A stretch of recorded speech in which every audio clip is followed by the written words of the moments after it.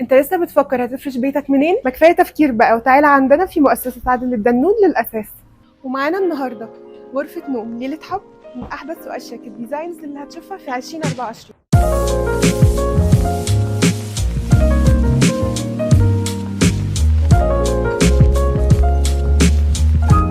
الغرفة هتكون مناسبة جدا ليك لو بتحب المودرن، لأن فيها دريسنج مميز جدا ومختلف.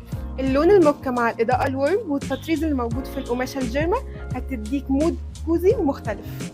تسريحة بديزاين سيمبل، كمان المراية ليد والمقابض جولد مطعمة باللون الأسود، وكمان الكرسي هيدن يعني هتوفر لك في المساحة.